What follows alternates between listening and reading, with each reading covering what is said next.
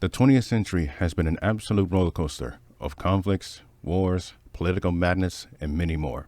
The time had come for a new millennium, but the century is not over yet. An event was supposed to take place at the Golden Gate Park Polo Field, but things had complicated it. One of the people who was participating in this event disappeared, and the other is on the search for him. And it continues, or so it seems. On the other side of the bay, the Cryptopian Civil War has been raging on for 6 years up to this point. Many atrocities were committed on both sides, and many lives have been lost. But on this day, it would come to an end. But not in the way that anyone expected it. A lightning bolt strikes down on the concrete in downtown. The people on the sidewalks recoil from the blast. Cars and trucks steer out of the way. Some comes to a stop. The drivers and passengers in the cars exits. They all stare at the spot where the bolt struck. On the road where the bolt struck, kneeled down on one knee, is a little girl. White hair, wearing a long-sleeved shirt with blue lightning in the pattern of stripes, blue kids' jeans, and white sneakers, and she looks to be 9 years old. The girl stands up from one knee, her head lifts. The people instantly recognize who she is and steps back a little. One man, filled with road rage, angrily slams his car door. He walks behind the girl, too close than he should. "Hey, little punk, your parents are gonna pay for that." The man's sentence is interrupted. The girl grabbed him by the collar and lowered him down to her level. She turns and looks at the man's eyes. The look of rage on her face is an indication that she has no time for anything. Looking at her, the man realizes who she is. "Oh shit, I didn't know it was you. I'm sorry. Please don't kill me. Don't kill me." "Where is he?" Even the sound of her voice is filled with rage. I don't know who you're talking about." Suddenly, the man is launched from the girl's hand. He crashes on the side of a sedan. The man's body is covered in electric bolts, and his body is shaking. The girl's open hand sparks electricity. Her hair sparks bolts as well. A single bolt of lightning appears in her closed left hand. Like a spear, she throws it at the downed man. The bolt hits, but not on the man, but on the shield. The bolt around the girl disappears. Her anger turns into disappointment. The man looks up. Standing in front of him is another little girl. Her hair is aqua blue, wearing a polo shirt with jets of water acting as stripes, white girl's pants and shoes. The aqua-haired girl is holding the shield that saved the man's life. The shield itself is made entirely out of solid ice. She looks back at the man. "Go, I'll handle her." "Geez, control your sister, will ya?" The man gets up and runs away from the two sisters. The shield disappears, and the girl looks at her angry sister. "Ellie, please just listen to me for a second." "Chloe, I told you I don't want to hear it. I told you to go home. I'm not getting screwed when I waited 3 years for this." "But it's not worth it. You know what he's like. Now, I don't know why he bailed, but I think even he knows that it's not worth it." You say that like he's been talking to you. The city siren blares from a distance. Most of everyone do not know what it means, but the answer is about to be broadcasted. This is an emergency broadcast from the Anti-Megalosaurus Force. Moments ago, one Category 4 Colossus and Category 3 Dragon, along with several hundred Category 1 troopers, are heading into the San Francisco Bay Area. All residents must shelter in the monster bunkers immediately. The announcement comes out of nowhere. The people immediately heads towards a nearby bunker, but the two mutants are standing in one place, baffled but knows what's going on. No way am I letting their civil war stop this. Wait, you're going to get involved in their war? What other choice is there? If you want to back out of this, you're welcome to do so. Ellie sprints in the opposite direction where the people are running from. Chloe follows her, not backing away, even with the monsters coming into the city.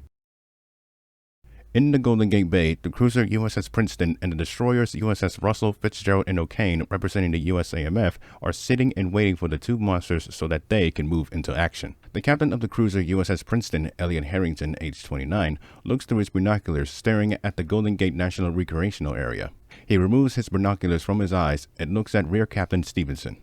Where the hell are the battle carriers? Texas, North Carolina, Missouri, and Wisconsin are still 30 minutes out, but 8 Harriers have been launched and are on their way. It's a matter of any minute now. Captain Harrington walks over to the other side of the bridge and looks out at San Fran. Even with all the preparations, we can't evacuate millions of people on short notice. Well, we are prepared just in case of this scenario. After what happened to King Henry, we owe Robert a lot for what he's trying to do. Yeah, but at what cost? Replacing one tyrant with the soon-to-be another? Andrews carriers are heading over the bay. They're heading for the downtown area. As if right on cue, the 8 AV-8B Harrier jets, loaded with 2 1,000-pound bombs each, arrives over the bay. Using night vision goggles, the pilots can be able to see their target easily. Approaching the area, they can see the carriers, 2 in total. They are entirely made out of wood and steel, with 6 propellers on each side and are shaped like carriers, but with no island.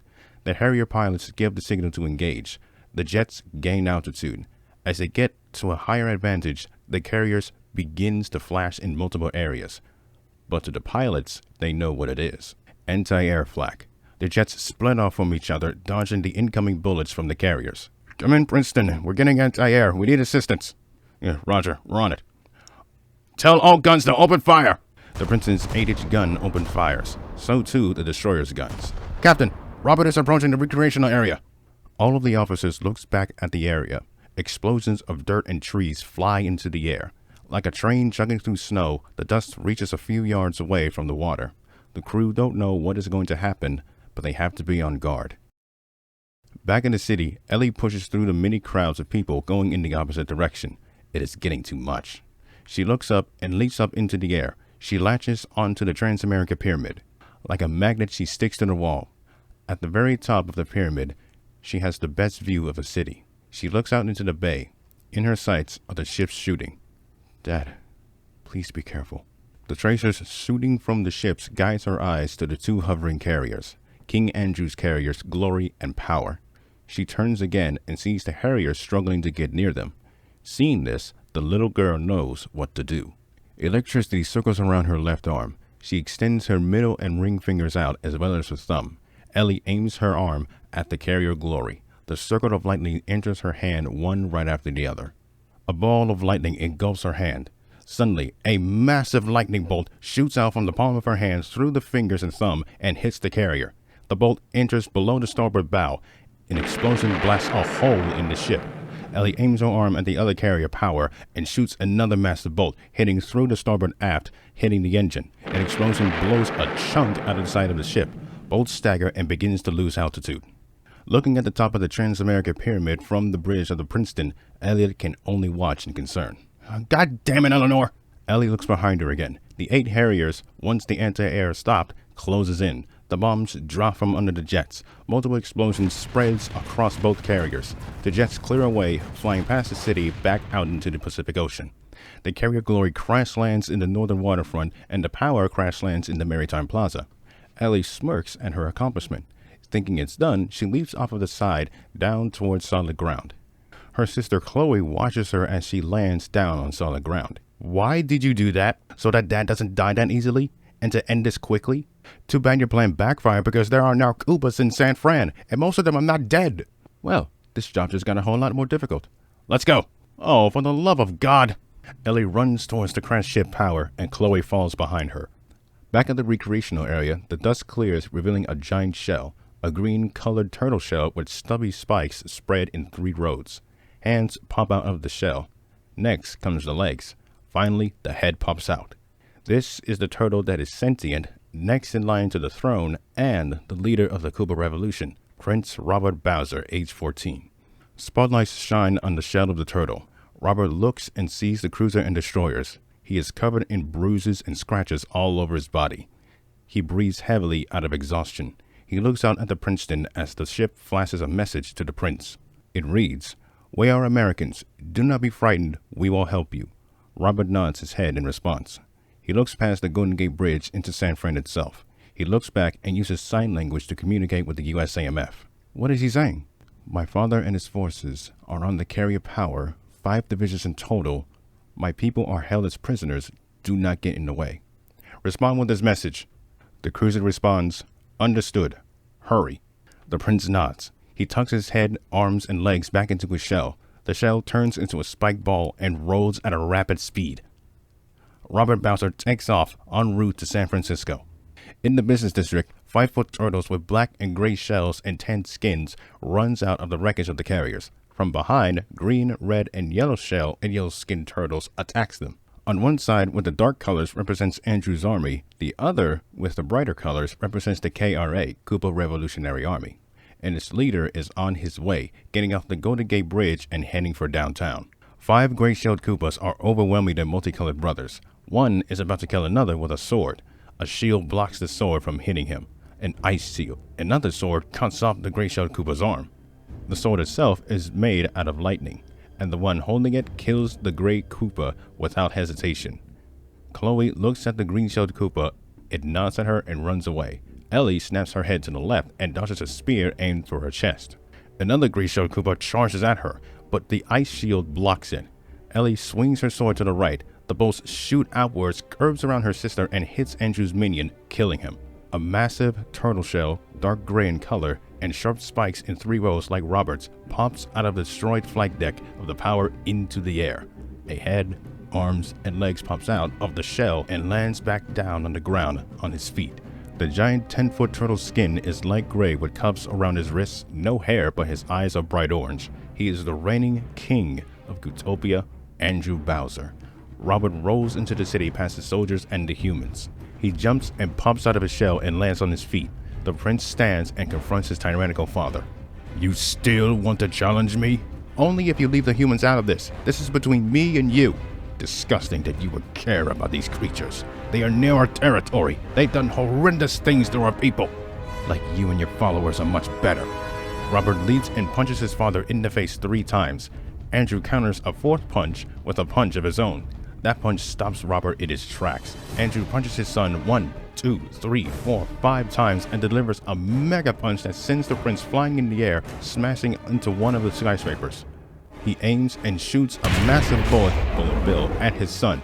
Robert sees it coming and jumps to another skyscraper. Then he dodges every other bullet bill his father fires. Pieces of debris fall to the ground, almost hitting Andrew. The Tyrant King drops the launcher. "Persistent you are, but it'll get you nowhere." He digs both of his fists into the ground. Energy burst causes the concrete to break. The energy travels through the ground up a skyscraper. The energy explodes behind Robert, causing the young prince to fly off. He crashes on the ground hard at his head and back. Andrew rolls up to him and grabs him by the neck. He holds him high as Robert struggles to break free of his clutch. "Your revolution ends tonight. I do not know why you became weaker than me only a few hours ago, but it doesn't matter. When you see your mother, tell her I said, 'Here's our little mistake.'" He winds up the punch. A bolt hits his arm, throwing the 10-foot turtle off. Robert sees the opportunity and fires a single fireball out of his mouth. The fireball hits Andrew's eye, causing him to cry out in pain. The prince lands on his feet, turns into a shell ball, and smacks his father in the stomach. Andrew goes to stop him, but another bullet hits his shell, and Robert smacks him in the face. Andrew, on all fours, looks to find where the bolt is coming from. His eyes finally lays upon who fired the bolts. The 2 mutants stands 30 feet away from the 2 turtles, one looking determined and the other not so much. "I'm already starting to regret this." "Well, no turning back now." Andrew roars and unleashes fire breath. The flames hits the ice shield that Chloe quickly created, but the shield itself, when the flames hit it, is starting to melt. Robert uppercuts his father, causing him to stop. Andrew grabs him and throws him at the mutants, but the sisters jumps out of the way. The USS Princeton, O'Kane, Fitzgerald, and Russell moves in to get close to the city as possible. On all ships, the alarms go off. Category 4 Colossus. Another one? Where? It's in the city? Elliot is flabbergasted. How can another monster, a Colossus no less, able to get into the city?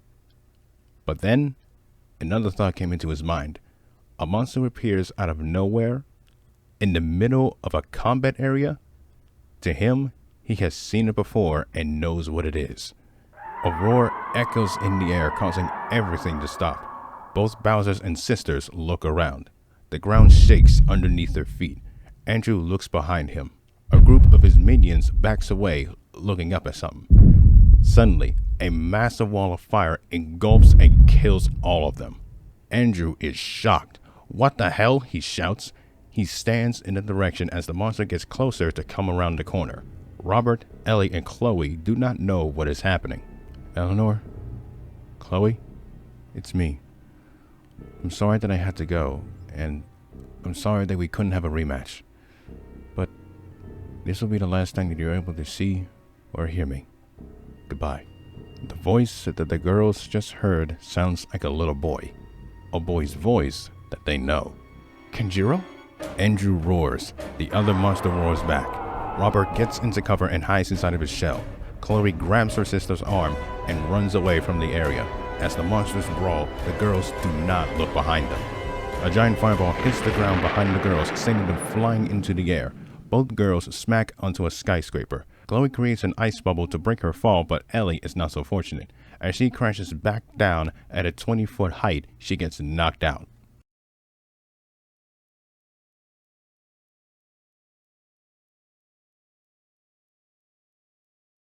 A voice muffles in the girl's ear.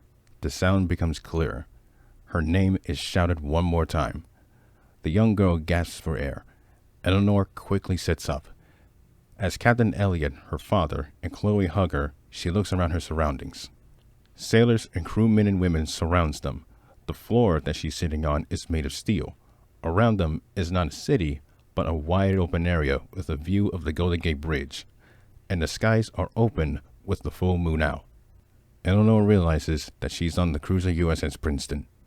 She confusingly looks at her father and Chloe as they continue to hug her out of relief. She feels a sting in her left arm. She looks and sees bite marks on it. She lowers her arm and looks at her family. She asks what is going on. Both do not respond. The monster roars in the distance. All of the sailors of the Princeton rushes over to the forward bow of the ship. Eleanor and Chloe pushes through the adults to see what they are looking at. A little flying carrier flies out of the center of San Francisco. Staring down from the port side, Prince Robert lets out a sigh of relief. The multicolored Koopa Troopers, well, those that remain, are exhausted but relieved. Robert had won. He and his army had won, and Andrew is dethroned and exiled. The Cootopian Civil War is over. The AMF has subdued Andrew and are now taking him away. Robert looks on as his carrier flies away from the city. Then he looks down at the city itself. Flames are being lifted up from the concrete and buildings. The foundations of the buildings and skyscrapers are being morphed back to their original states within 30 seconds, before everyone's eyes. In the middle of the city rebuilding itself is an 80-meter-tall turtle, dark green in color, standing on two legs like a human, a large round shell, and his underbelly is gray. The flames go into the monster's body. The monster turns its large head with a pointy snout to his right. His right black pupiled eye looks directly at the Princeton. Everyone looks back at the monster turtle. Eleanor in particular looks at him. She has heard of this monster before, from others in her circle and from her family. The name of the monster is synonymous with the world as he is rarely seen throughout history. The only word that Eleanor can muster is the creature's name. Gamera.